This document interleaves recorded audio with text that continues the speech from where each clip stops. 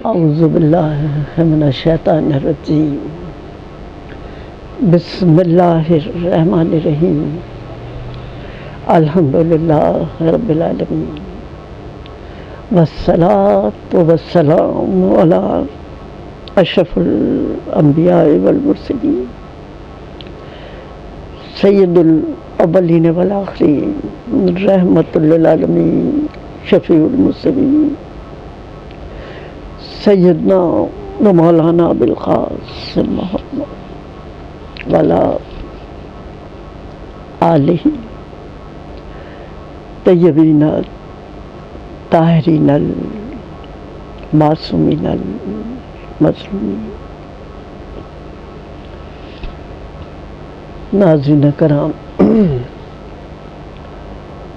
آج 7ویں مجلس ہم اپنی شہزادی سیدہ طاہرہ حضرت فاطمہ زہرا کی خدمت اقدس میں پیش کر رہے ہیں، اور شروع کروں گی جناب امیر المومنین کے وصیت نامے سے، جس کا میں نے کل بھی حوالہ دیا تھا کہ آپ نے فرمایا، اسی کوفے کا واقعہ ہے، آپ نے فرمایا اللہ کی راہ میں اپنی جان سے، اپنے مال سے، اپنی زبان سے جہاد کرتے رہنا۔ ناظرین کرام، ہمارا ذکر کا عنوان ہے خواتین کربلا۔ اب جیسا پچھلی مجالس میں بھی میں نے کہا تھا کہ یہ خواتین کی ہمت اور حوصلہ ہے جنہوں نے کربلا کو زندہ جاوید بنا دیا، ورنہ دیکھیے امام علیہ السلام کوفے کے لیے روانہ ہوئے تھے۔ راستے میں ایک مقام پر جب آپ کو پتہ چلتا ہے کہ قادسیہ پر یزید کی فوجیں پڑی ہیں اور وہاں سے گزرنا ناممکن ہے، تو آپ نے اپنا راستہ بدل دیا تھا، اور پھر آپ کا قافلہ ایک ایسی جگہ پہ پہنچا جو بیابو گیا تھی، جس کا نام بھی کچھ طے نہیں تھا۔ آپ نے لوگوں سے نام پوچھے، لوگوں نے کئی نام بتائے، کسی نے کہا نینوا ہے، کسی نے کہا شت فرات ہے، پھر کسی نے کہا کربلا ہے۔ تو یہ تو ایک بہت ہی غیر معروف سی جگہ تھی، یہاں امام علی مقام کی شہادت ہو جاتی ہے، کسی کو پتہ بھی نہ چلتا۔ اور جب یزید اور ابن زیاد کی فوجیں واپس پلٹتی تو نہ صرف نیزے ان کے پاس ہوتے، تلواریں ان کے پاس ہوتی، بلکہ زبانیں بھی ان کے پاس ہوتی، اور جیسا میں عرض کر رہی تھی، ممبر بھی ان کے پاس تھے، مسجدیں بھی ان کے پاس تھیں، اور کرائے کے مفتی بھی ان کے پاس تھے، جو سارے معاشرے میں یہ پروپیگنڈا کر رہے تھے کہ حسین اپنے جد کی تلوار سے قتل ہو گئے، یا جو یہ پروپیگنڈا کر رہے تھے کہ خارجی نے خروج کیا تھا حکومت اسلامیہ کے خلاف۔ یعنی یہ احتجاج، یہ جہاد، اس کو یہ رنگ دیا جا رہا تھا کہ یہ حکومت اسلامیہ کے خلاف خروج تھا، اور ظاہر ہے کہ ہماری فوجیں اس سے لڑ رہی ہیں۔ اب اس دور میں جب میڈیا، ظاہر ہے کہ مسجدیں تھیں، ممبر تھے، اس پروپیگنڈے کا پھیل جانا بہت آسان تھا۔ اب کون تھا اس غلط پروپیگنڈے کا مقابلہ کرنے والا؟ تو ہم جو دیکھتے ہیں کہ ایک امام زین العابدین باقی ہیں، وہ بھی حالت بیماری میں ہیں، قیدی بنائے جا چکے ہیں، ایک قیدیوں کا قافلہ ہے جس میں زیادہ تر خواتین ہیں، کچھ بچے ہیں. وہ خواتین ہیں جو اپنے اولاد کی قربانیاں دے چکی ہیں. اور یہ ورود کوفہ کی تاریخ 12 محرم ہے. 11 محرم کو ظاہر چلے، 12 محرم کو کوفے میں داخل ہوئے ہیں. اور کوفے کو سجایا گیا ہے اور پروپیگنڈا کیا جا رہا ہے کہ یہ بغاوت ہوئی تھی حکومت اسلامیہ کے خلاف، اور جیسے الفاظ تھے کہ خدا نے ہمیں فتح دی دی.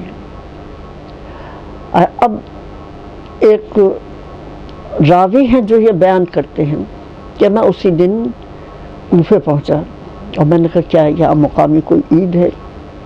ایک بوڑھا مجھے ایک طرف لے گیا اور رو کر کہنے لگا تمہیں پتہ ہے نواسہ رسول حسین ابن علی شہید کر دیے گئے اور ان کے پسماندگان کو لایا جا رہا ہے. اتنے میں نے دیکھا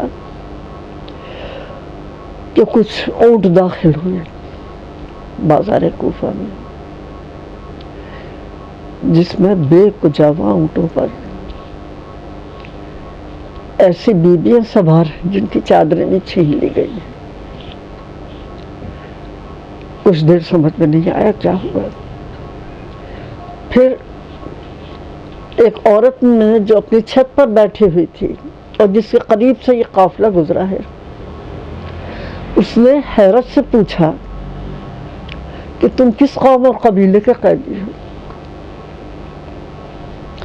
بی بی ام کلثوم نے بڑی دلیری سے جواب دیا، ہم سرائے آل محمد، ہم آل محمد کے قیدی ہیں. اب کوفہ والے جانتے تھے کہ امام علی مقام آنے والے ہیں، سمجھ گئے کہ امام آئے اور شہید کر دیے گئے. اب یہ سننا تھا کوفے کے بازار میں کہ ہم اسرائے آل محمد ہیں کہ اب گریہ وزاری کا ایک شور اٹھا،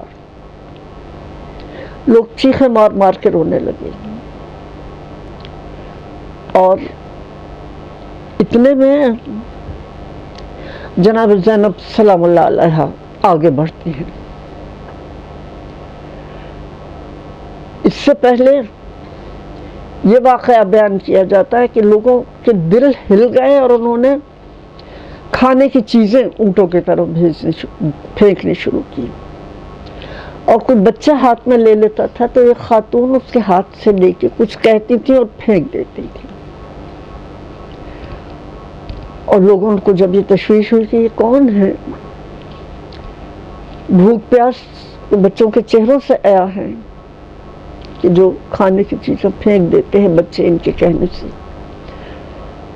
اور پھر اس سے کان میں یہ آواز پڑی، ہم اسرائے آل محمد ہیں، صدقہ حرام ہے ہم پر صدقہ حرام ہے، صدقہ حرام ہے.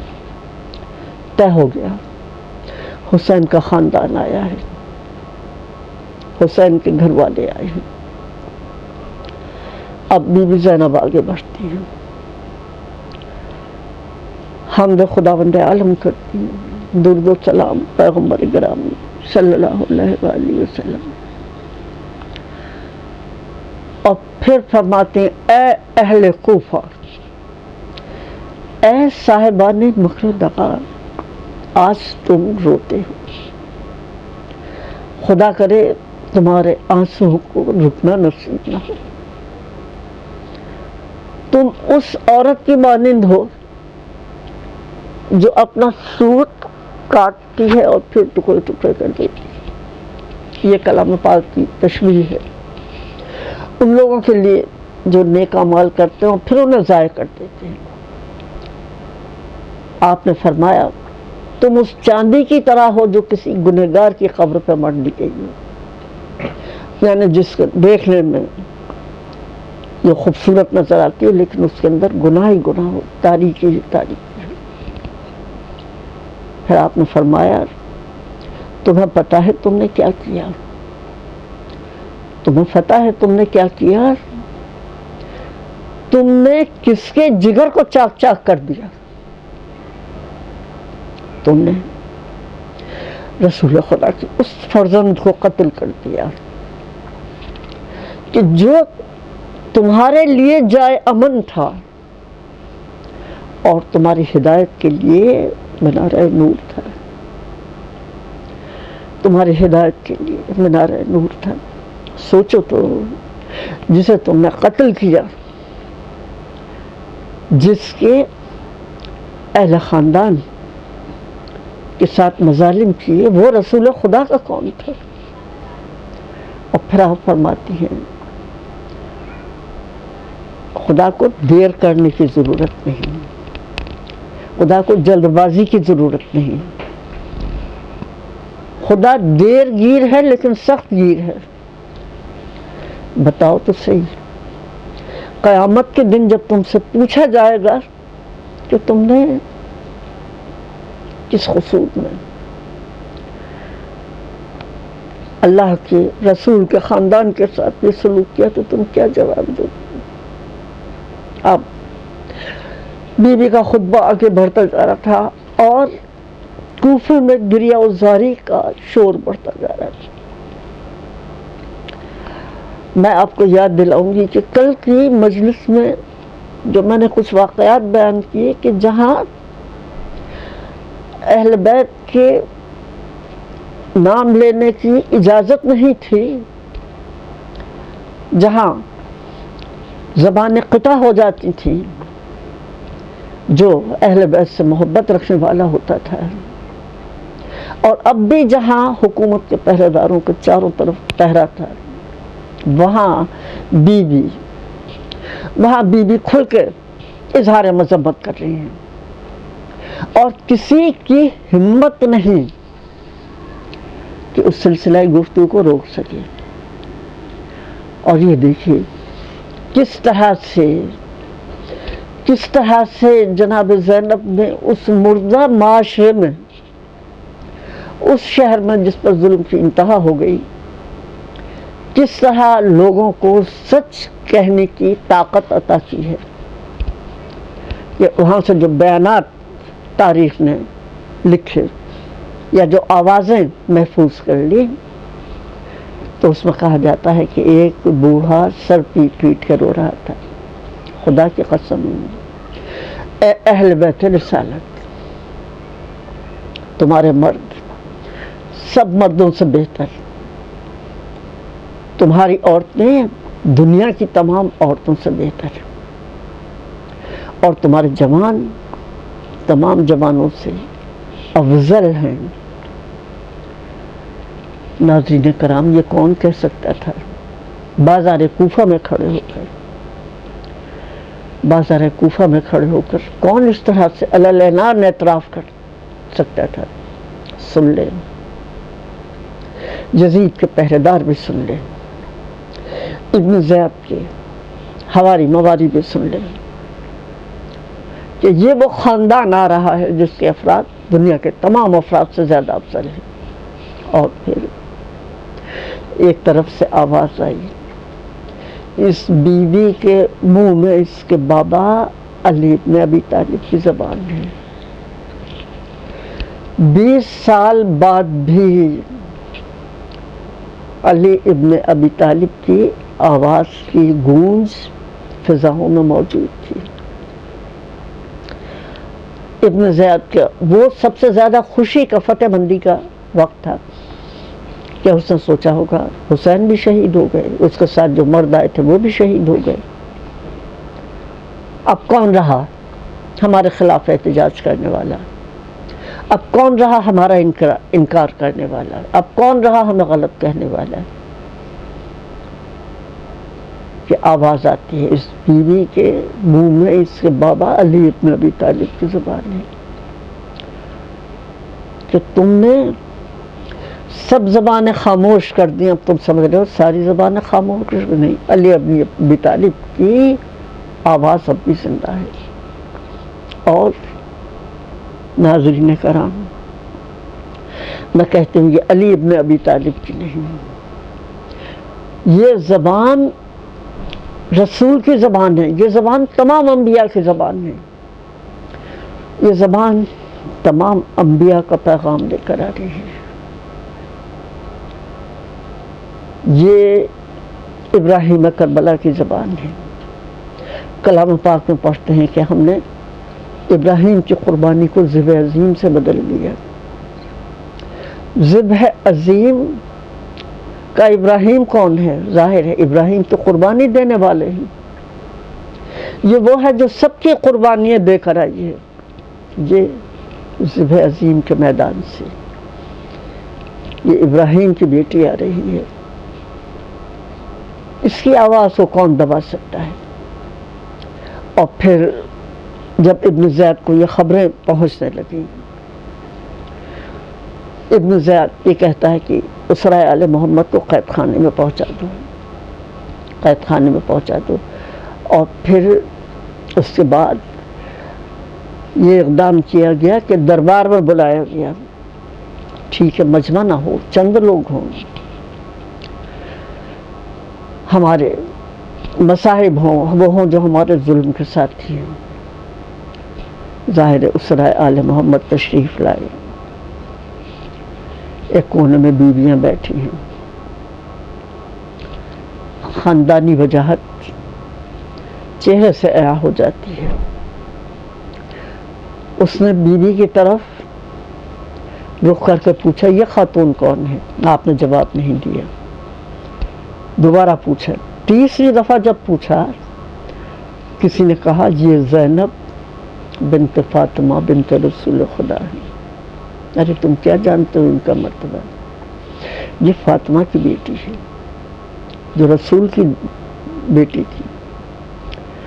اب ظاہر ہے یہ لمحات تو ابن زید کے لیے سب سے زیادہ خوشی کا لمحہ تھا۔ اس نے خوش ہو کر کہا کیوں علی کی بیٹی؟ کیوں علی کی بیٹی؟ خدا کا شکر ہے، خدا کا شکر ہے جس نے نعوذ باللہ تمہیں ذلیل و رسوا کیا، تمہارا جھوٹ ظاہر کرتی ہے۔ ناظرین کرام کیا جھوٹ تھا؟ کیا ہے تمہارے دلوں میں؟ کس کو جھوٹ سمجھ رہے ہو؟ اور جس نے تمہیں ذلیل و رسوا کیا۔ یہ دنیاوی گمراہ لوگ تو یہی سمجھتے ہیں نا، کوئی قیدی ہو گیا تو ذلیل ہو گیا، کوئی تخت پہ بیٹھ گیا تو صاحب عزت ہو گیا۔ حالانکہ ذلیل ذلیل ہی رہتا ہے خواہ تخت حکومت پہ بیٹھا ہو، اور صاحب عزت ہی ہوتا ہے، چاہے تم اسے اسیر بنا لے۔ ہماری جان قربان ہو جائے بی بی کے حوصلے پر کہ آپ نے پہلے حمد خدا فرمائی، رسول خدا پہ درود و سلام فرمایا، اور پھر آپ فرماتی ہیں اس خدا کا شکر ہے۔ ہاں تم خدا کا شکر ادا کرے، ہم بھی خدا کا شکر ادا کریں۔ اس خدا کا شکر ہے جس نے محمد مصطفیٰ کے باعث ہمیں عزت دی۔ ارے تم کیا ذلیل و رسوا کرو گے؟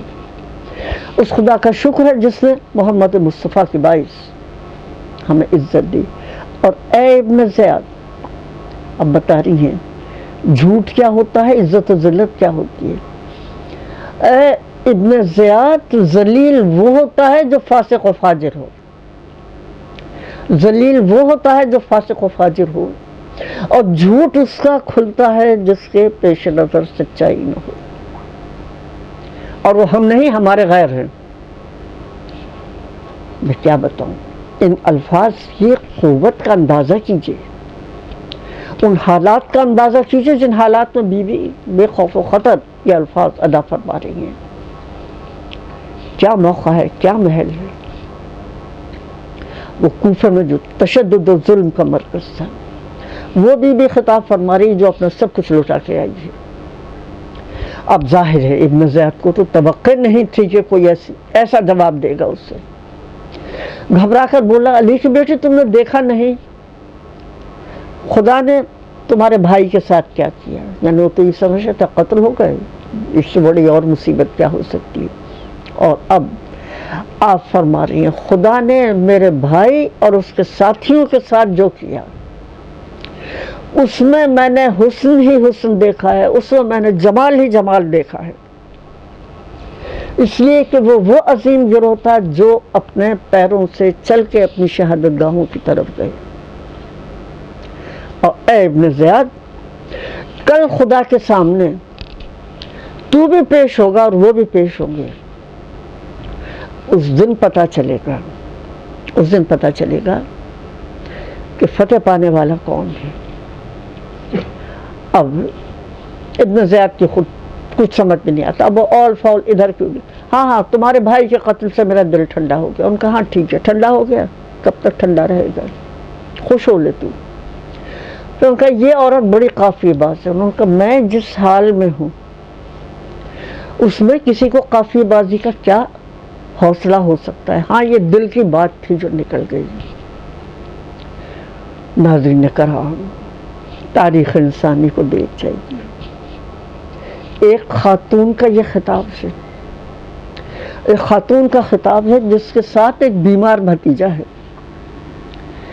ابن زیاد نے کہا حضرت امام زین العابدین کی طرف اشارہ کرتے, یہ کون ہے؟ ان کا علی ابن الحسین. کیا علی ابن الحسین کو خدا نے قتل نہیں کیا؟ مولا نے فرمایا نہیں, میں اسی نام کا میرا بھائی تھا, اسے تیرے لوگوں نے قتل کیا ہے.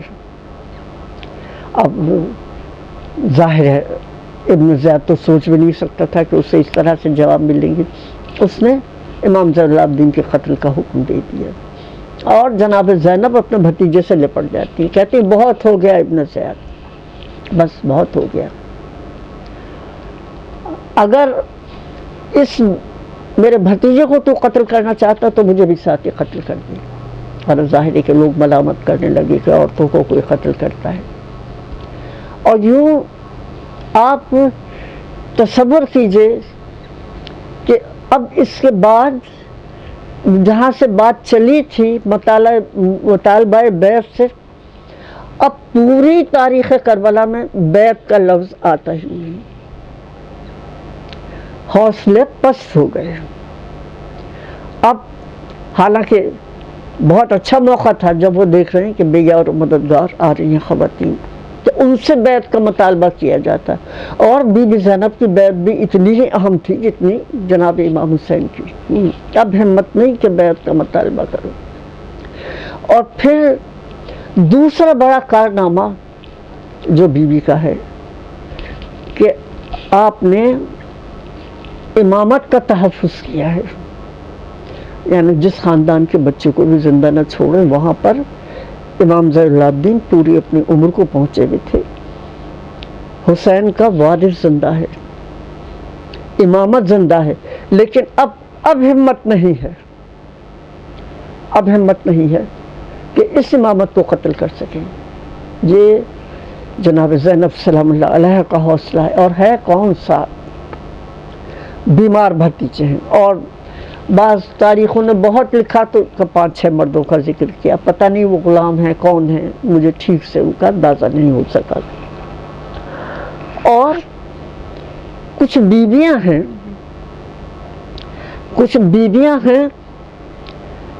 جن کی خود گودیں اجڑ چکی ہیں,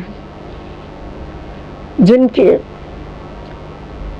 آنکھوں کے نور رخصت ہو چکے ہیں, جن کے قلب کے سکون رخصت ہو چکے ہیں. ام لیلہ ہیں, خود ہیں, رقیہ بنت علی ہیں, اور امام حسن کی زوجہ, امام حسن کی بیوہ موجود ہیں جو امام حسن کی امانت کو لے کر آئی تھی, اپنے بچے قاسم کو لے کر آئی تھی. لیکن اس خاندان کی تربیت کا ہم کیا اندازہ کر سکتے ہیں کہ قاسم کی 10 سال کے آس پاس عمر ہے, امام حسن کی شہادت کو 10 سال ہو چکے. اور امام علی مقام جو آخری خطبہ ارشاد فرما رہے ہیں شب عاشور کا, اس میں آپ ایسے بیٹھے جیسے بچے اکثر آ کے بیٹھ جاتے ہیں. اور جب وہ محفل برخاست ہوگی, آپ اپنے چچا سے پوچھتے ہیں, چچا شہداء کی فہرست میں کیا میرا نام نہیں؟ شہداء کی فہرست میں کیا میرا نام نہیں ہے؟ چچا نے پوچھا قاسم موت کیسی لگتی ہے؟ سوچا ہوگا اتنے سے بچے کو کیا خبر موت کیسی لگتی. آپ نے مسکرا کر فرمایا چچا شہد سے زیادہ شیریں, شہد سے زیادہ شیریں. اور جب ماں کے اصرار پر, یعنی امام حسین نے بہت روکا ہے حضرت قاسم کو، ماں کے اصرار پر جب مجبوراً اجازت دی نکلے خیمے سے، ایک طرف امام علی مقام ہے، ایک طرف حضرت عباس سے، گھوڑے پر سوار کرا رہے ہیں اس لمحے کے لیے۔ حمید بن مسلم جو فوج یزید کا رپورٹر تھا وہ کہتا ہے پھر ایک بچہ نکلا خیمہ حسینی سے جس کا چہرہ چاند کی طرح چمک رہا تھا، جس کا چہرہ چاند کی طرح چمک رہا تھا، اسے گھوڑے پر سوار کرایا، ڈھیلا سا ایک کرتا پہنے ہوئے تھا وہ، اس کے پیر کے جوتے کا ایک تسمہ لٹک رہا تھا۔ ناظرین کرام، ذرا کیوں نہیں پہنے میں تھا، ذرا بچوں کے لیے نہیں بنا کرتی، اتنا چھوٹا بچہ تھا کہ اس کو سائز ہی کوئی رہے گی، کوئی ذرا نہیں تھی، وہ اتنا چھوٹا تھا کہ جنگی جوتے ظاہر ہے اس کے لیے نہیں مل سکتے تھے۔ وہ بچہ جو اپنی پوری معصومیت اور بچپن کے ساتھ آیا، اس کی ماں پہ کیا گزرتی ہوگی۔ یہ ماں ہے اصلی قوت حسین کی، اصلی طاقت حسین کی، اصلی طاقت دین خدا کی۔ ہماری جانیں قربان ہو جائیں گی۔